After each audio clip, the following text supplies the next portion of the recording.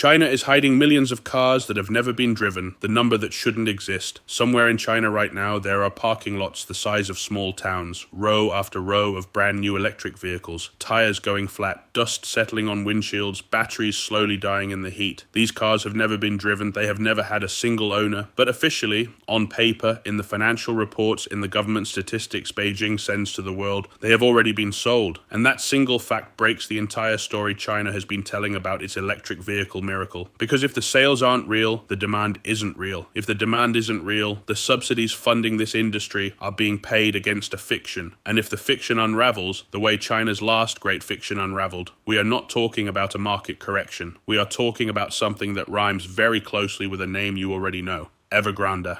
The playbook. Here is what China did with real estate. It identified a growth sector. It flooded it with cheap credit and government subsidies. It set production targets that rewarded volume over viability. Developers pre-sold apartments that didn't exist yet, booked the revenue, raised more financing against those numbers, and built more apartments nobody could actually afford. For years, the headline figures looked extraordinary, until they didn't. Now look at what China did with electric vehicles. For over a decade, Beijing poured billions in subsidies into the NEV sector. Not because consumer demand was leading the charge, but because central planners decided electric vehicles would be China's next economic engine after property. Local governments competed for factories. Land was sold to EV manufacturers at 40% of market value. Subsidies were tied not to profitability, but to units produced. In 2025, Guangzhou issued a formal document demanding 3 new EV companies with capacity above 500,000 units and offered 500 million RMB annually just for hitting 100,000. By 2024, Chinese automakers had the capacity to produce 55 million vehicles per year. Actual demand, roughly half that. And here's where it starts to get strange. The ghost cars. When your entire subsidy structure rewards reported sales, you create an incentive to report sales that haven't happened. So that's exactly what the industry did. Manufacturers began pre-registering vehicles, booking them as sold to unlock government payments and inflate revenue figures. The cars would sit in holding lots for a quarter or two, then get quietly relisted as 0-kilometer used vehicles at a discount. It lets companies show growth, it lets them raise cheaper financing, and it kept the subsidy pipeline flowing. This is not a rumor. Great Wall Motors' own chairman publicly warned that thousands of transactions are caught in this scheme. China's Ministry of Commerce summoned BYD and Dongfeng to address it. The gap between reported sales and real end-user demand is, by the admission of senior industry figures, material, which means every headline you've read about China's EV dominance, the record sales figures, the penetration rates, the global export numbers, contains an unknown quantity of fiction embedded inside it. But here's where it gets genuinely alarming, because fraud isn't even the biggest problem.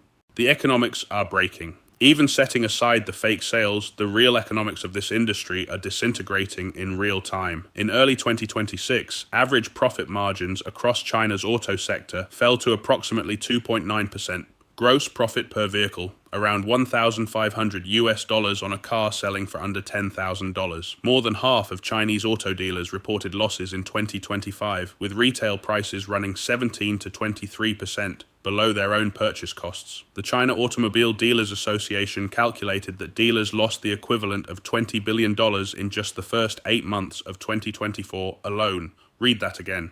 The more cars they sell, the more money they lose. BYD. The strongest player, the global sales leader, the company every investor points to as proof the sector works, reported its first annual profit decline in 4 years in 2025, down 19%. Its own executive publicly called the competition very extreme and not sustainable. If BYD is describing the situation in those terms, what does that tell you about the 114 other brands still trying to survive? And this is where the second-order consequences start to compound. The escape route is closing. The industry's pressure valve was always exported. If domestic demand couldn't absorb the overcapacity, China would simply ship the surplus overseas, undercut every competitor on price, flood global markets, and buy time. For a while, it worked. China became the world's largest car exporter. Nearly 2.6 million EVs shipped abroad in 2025 alone. But the door is closing faster than the industry can adapt. The European Union has imposed additional tariffs of up to 38% on Chinese EVs, citing citing unfair subsidies. The United States raised its tariffs to 100%. Emerging markets in Asia are following. The escape route that was supposed to absorb the excess is being sealed shut, one border at a time. So the cars that can't be sold at home can't go abroad either. And the factories keep running because stopping production destroys cash flow faster than losing money on each unit. It's a bicycle going downhill. The only way to stay upright is to keep pedaling straight toward a wall. Why this is worse than Evergrande.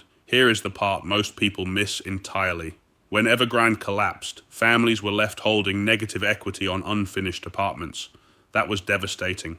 But an apartment, even an unfinished one, still physically exists. It can, in theory, be completed. An electric vehicle is not a car, it is a rolling computer. It depends on software updates, cloud connectivity, battery management systems, and ongoing manufacturer support. When an EV company goes bankrupt, the product doesn't just lose value. It can stop working, maps break, safety systems degrade, features go dark. You didn't buy a depreciating asset, you bought a subscription to a company that no longer exists. Consulting firm Alex Partners projects that of 129 EV brands currently operating in China, only 15 will survive to 2030, 88% failure rate. Tens of millions of vehicles, potentially stranded without software support, owned by consumers who took out auto loans to buy them. The losses won't stay in the boardrooms. They will move through suppliers, through banks, through the local governments that bet their fiscal futures on this industry, exactly as they did with property. China built its last miracle on ghost apartments. It built this one on ghost cars. The only question left is whether anyone in a position to stop it is willing to admit what they're actually looking at. Thanks for watching. If you found value in this analysis, subscribe for more high-quality breakdowns on global markets and emerging financial trends. Join the MY Liberty Finance community for deeper insights and extended coverage. Link in the description.